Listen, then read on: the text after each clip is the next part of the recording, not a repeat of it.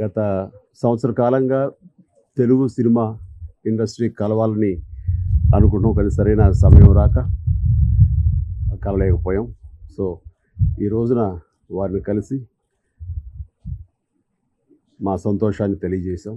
మరీ ముఖ్యంగా ఒక ఫ్యూ డేస్ బ్యాక్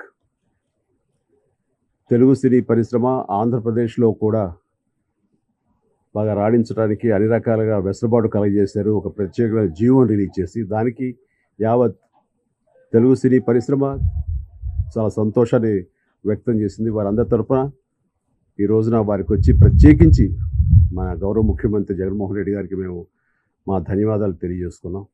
అలాగే ఈ కరోనా ఈ లాక్డౌన్ పీరియడ్లో షూటింగ్లు స్తంభించిపోయి అటు ఇరు రాష్ట్రాల్లోనూ ఎక్కడ షూటింగ్ చేసే పరిస్థితి కాదు. ఈ మధ్యకాలంలో తెలంగాణ ప్రభుత్వాన్ని మేము రిక్వెస్ట్ చేసిన మీదట వారు ఒప్పుకున్నారు. జూన్ 15 తర్వాత నుంచి చేసుకునే అవకాశం వెసులుబాటు వారు ఇచ్చారు. సో అదే రకమైనటువంటి రిక్వెస్ట్ ఇక్కడ చేసుకోవడానికి కూడా టీవీలు కానివ్వండి, అలాగే సినిమాలు కానివ్వండి, చేసుకోవడానికి అన్ని రకాలుగా సానుకూల పరిస్థితులు వారు ఇవ్వడానికి అంగీకరించారు. దాని విధి విధానాలన్నీ నానిగారితోటి మిగతా అధికారులతోటి మాట్లాడి ఏర్పాటు చేస్తామన్నారు. ఇది అయిన తర్వాత ఈ లాక్డౌన్ టైంలో థియేటర్స్ శాశ్వతంగా ఇంకా మూతపడి ఉండి పునఃప్రారంభం కానివ్వండి ఈ పరిస్థితుల్లో మినిమం పవర్ టారిఫ్ ఏదైతే ఉందో ఛార్జీలు ఫిక్స్డ్ ఛార్జెస్ దాన్ని వేవ్ చేయాలని అడిగారు. ఎందుకంటే అధిక భారం, అది సినిమాలు రన్ కానటువంటి ఈ సమయంలో మినిమం కట్టడం అనేది కొంచెం ఇబ్బందికరం. దాన్ని చాలా సానుకూలంగా స్పందించి వెంటనే ఎక్స్ట్రా ఇవ్వాల్సి దాన్ని వాడు వేవ్ చేయడానికి నిర్ణయించుకున్నారు. దానికి ప్రత్యేకించి థియేటర్స్కి తరపున ఆయన తీసుకున్న నిర్ణయానికి వారికి మనస్ఫూర్తిగా ధన్యవాదాలు తెలియజేస్తున్నాం.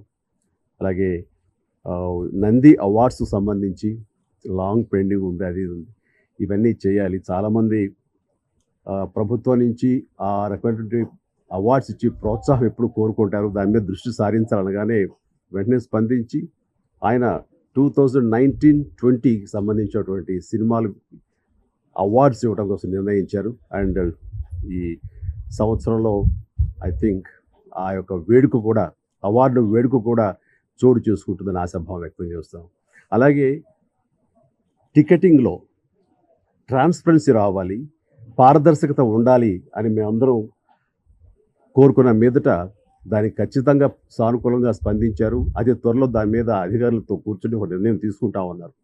అండ్ అందులో ఫ్లెక్సీ రేట్ అంటే వేరియబుల్ అడ్మిషన్ రేట్ అటు చెన్నై, ముంబై, బెంగళూరు ఇలాంటి నగరాల్లో ఆయా సినిమాలను బట్టి టికెట్స్ ధర పెరుగుతూ ఉంటుంది.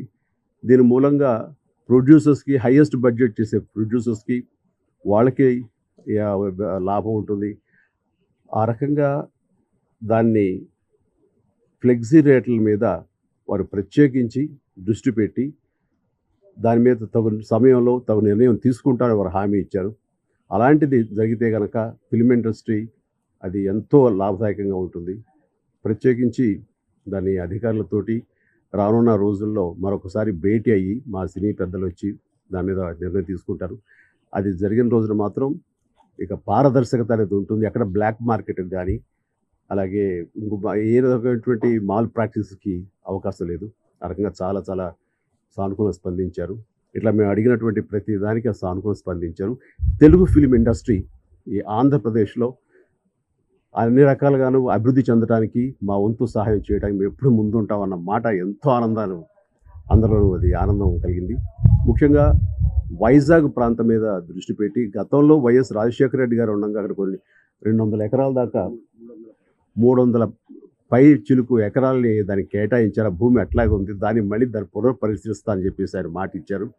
అలా చేయగలిగితే కనుక ఎవరైనా ఇంట్రెస్ట్ ఉండి ఇక్కడ సినిమాలు నిర్మాణాలు చేయాలి, లేదా స్టూడియోలు నిర్మించాలి, అవుట్డోర్ యూనిట్లు పెట్టాలనుకున్న వాళ్ళకి అన్ని రకాలుగా ఎంకరేజ్మెంట్ ఇచ్చి ఉత్సాహపరిచే విధంగా వారు స్పందించిన తీరు చాలా అభినందనీయమైంది. అలా అయితే కనుక వైజాగ్ పరిసర ప్రాంతాల్లో సినిమా పరిశ్రమ ఆంధ్రప్రదేశ్లో కూడా బాగా అభివృద్ధి చెందుతున్న ఆశాభావం ప్రతి ఒక్కరిలో ఉంది. ఈ రకంగా అడిగినట్లుగా అన్నీ ఆయన సానుకూలంగా స్పందించినందుకు మనస్ఫూర్తిగా మా తెలుగు సినిమా పరిశ్రమ తరపున మా హృదయపూర్వక అభినందనలు తెలియజేస్తున్నాము, ధన్యవాదాలు తెలియజేస్తున్నాము. Thank you so much. ఇంకేదైనా పాయింట్లు ఉంటే మీరు చెప్పండి. అన్ని చెప్పేశారు.